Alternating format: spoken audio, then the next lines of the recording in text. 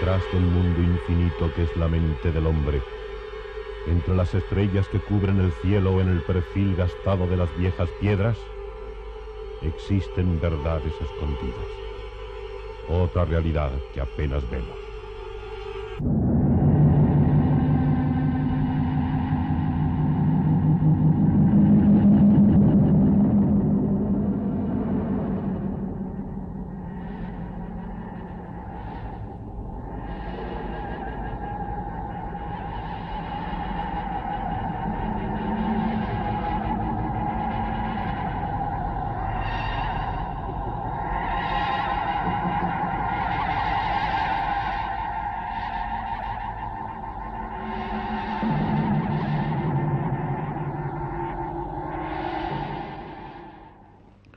Buenas noches.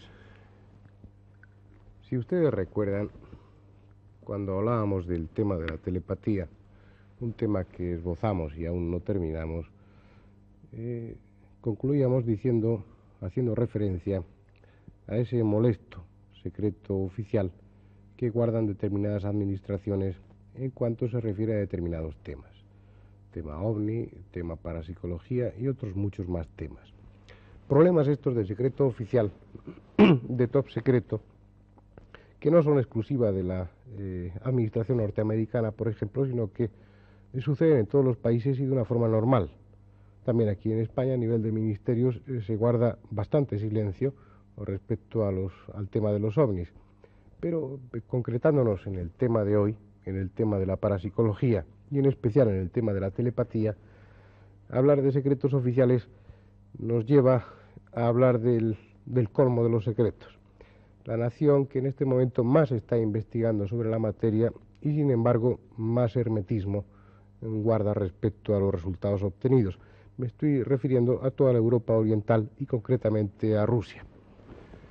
A pesar de que la difusión que sobre estos temas, en concreto el de la telepatía, hace la administración rusa, sin embargo, y teniendo en cuenta que probablemente lo que nos llega es la mitad de lo que se ha obtenido, aún así, y contando con esos elementos tan escasos que se han difundido a la opinión pública, aún así, repito, los experimentos y los resultados obtenidos por la parapsicología en Rusia son casi increíbles.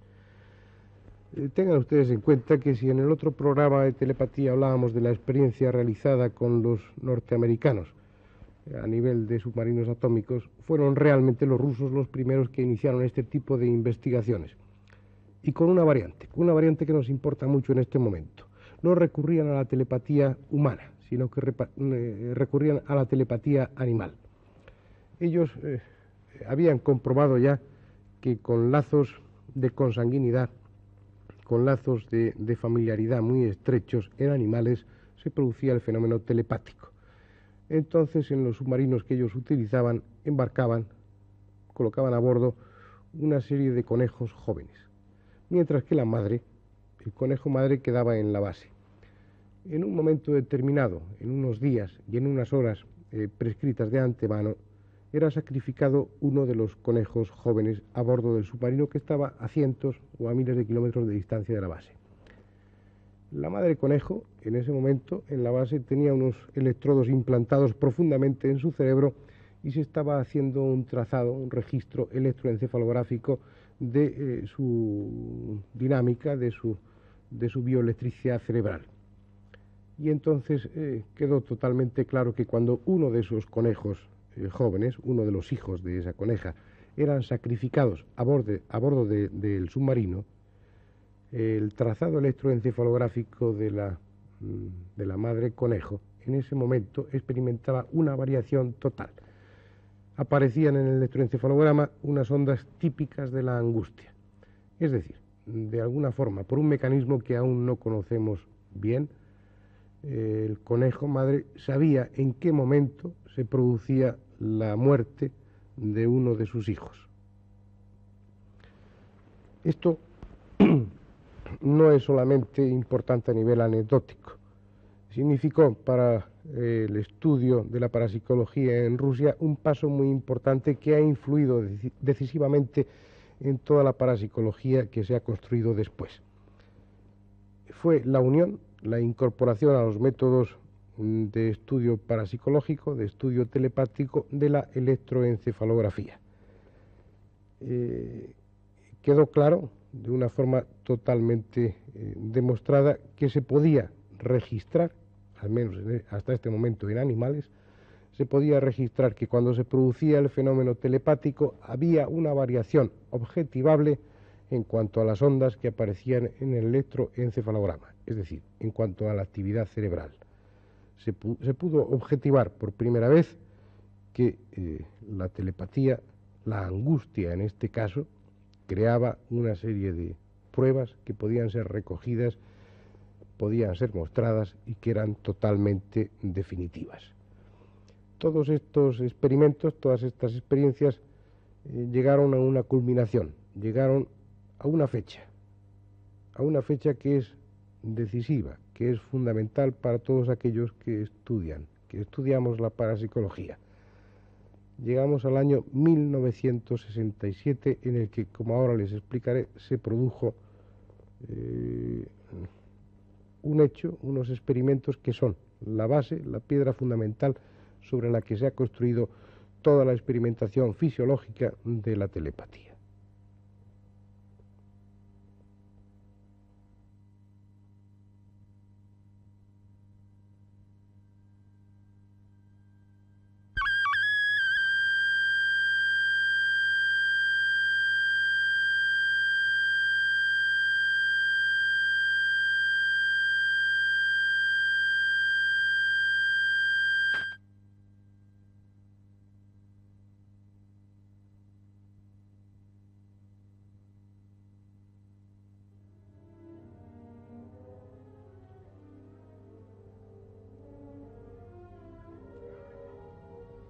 Esta es una foto histórica, en parte referida a aquel acontecimiento.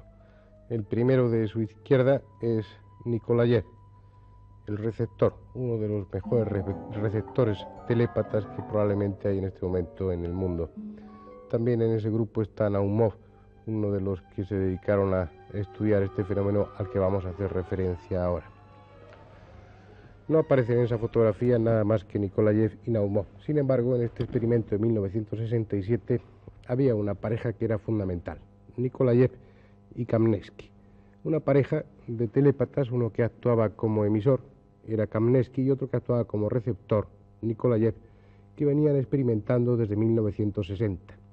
Con un éxito en un casi 100% de los casos se transmitían imágenes, se transmitían sonidos, se transmitían sentimientos. En 1967 se decidió hacer un experimento que, como les decía, sería fundamental para toda la parapsicología que se construyó después. Había 3 científicos que corroboraron, analizaron, estudiaron y garantizaron con su presencia el resultado de estos experimentos. Uno era Naumov, que lo vieron en la fotografía anterior, otro era Pavlova y otro era Sergeyev. El experimento consistió, mejor dicho, en que Nikolayev, el receptor, estaba en Leningrado, en una cámara aislada, totalmente aislada, por la que no se podían filtrar ni sonidos ni ningún otro tipo de influencias. De esa cámara salían una serie de cables conectados a distintas partes del organismo de Nikolayev, que en otra habitación estaban conectados con una serie de aparatos que controlaban Naumov, Pavlova y Sergeyev. Mediante estos aparatos se podía determinar una serie de parámetros fisiológicos del sujeto a experimentar, en este caso en Nikolayev. Se podía trazar un registro electroencefalográfico, se podía tener un registro de su actividad muscular, se podía tener un registro de sus movimientos oculares, de su frecuencia respiratoria y de la frecuencia e intensidad de sus latidos cardíacos. Mientras tanto, Kamensky, el que actuaba como emisor, estaba situado en Moscú, igualmente en una cámara aislada. La distancia entre ambos era de muchos cientos de kilómetros. Las situaciones idóneas, puesto que ambos estaban en unas cámaras totalmente aisladas. En un momento determinado, Kamensky, el emisor, empezó a concentrarse en las imágenes y empezó a transmitir a Nikolayev, que estaba en Leningrado. El resultado las primeras evidencias del fenómeno telepático se produjeron entonces. Cuando Kamensky enviaba el mensaje telepático, en ese preciso instante, el trazado electroencefalográfico de Nikolayev se alteraba. Nikolayev, antes de comenzar el experimento, llevaba media hora en un estado de relajación que él pensaba, y con buen sentido, que era necesario para el éxito de la experiencia. Media hora en un estado en el que había un alejamiento de la realidad, un distanciamiento de todos los estímulos y, sin embargo, un estado de alerta, un estado de atención. Esa relajación que, como veremos después, es imprescindible para el éxito en todo este tipo de experiencias. Mientras Nikolayev estaba en relajación, el trazado electroencefalográfico era típico, unas ondas alfas que explican o que evidencian este estado de relajación. Justo en el momento de producirse la transmisión telepática, en ese instante variaba totalmente el trazado electroencefalográfico. Aparecían ondas que evidenciaban una actividad cerebral. Y esto sucedía unos 5 segundos antes de que el propio Nikolayev se diera cuenta de que había recibido un mensaje telepático. Esto es tremendamente importante. Estos 5 segundos significa que la comunicación entre el emisor y el receptor era por vía inconsciente. Probablemente esos 5 segundos eran los que trataba Nikolayev en darse cuenta de que había recibido el mensaje telepático y, mediante una señal con la mano, decir que lo había recibido. Este experimento se repitió una y otra vez, de una forma exhaustiva, y al cabo de meses de experimentación quedó totalmente evidenciado, probablemente por vez primera, que el fenómeno telepático podía objetivarse y podía registrarse en un trazado electroencefalográfico.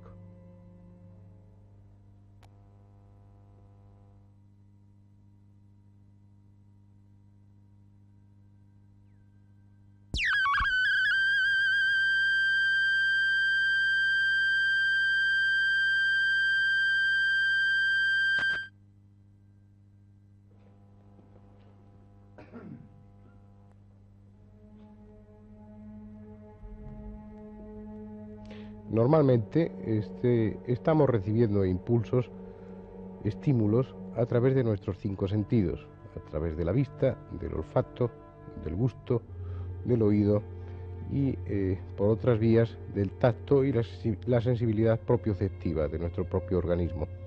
El caso es que, merced a estos estímulos, nuestro cerebro está prácticamente siempre, en nuestro estado de vigilia, ocupado. Es un cerebro de alguna forma saturado de información. Si en ese momento, en esa situación, se produce un impulso telepático, alguien nos envía una señal telepática, ese impulso no va a llegar porque el cerebro, ese cerebro que está ocupado y saturado con la información que está recibiendo de nuestros sentidos, ese cerebro no tiene el estado de relajación, el estado de vacuidad, el estado de reposo suficiente como para recibirlo, y no penetra la señal telepática. A no ser en unas circunstancias extremas, como comentábamos en el programa que hacía referencia antes a la telepatía. Hay unas situaciones en las que, les recuerdo, por un accidente, circunstancias dramáticas, una persona muere en un momento determinado y la otra persona, posiblemente durmiendo o generalmente durmiendo en un estado de relajación, recibe ese impulso de tal forma que lo acusa. Es decir, todo eso que les decíamos a ustedes no es válido a no ser que se produzca un impulso telepático lo suficientemente fuerte. Entonces sí llega a nuestro cerebro. Pero esto, como ustedes imaginan, es únicamente en circunstancias extremas.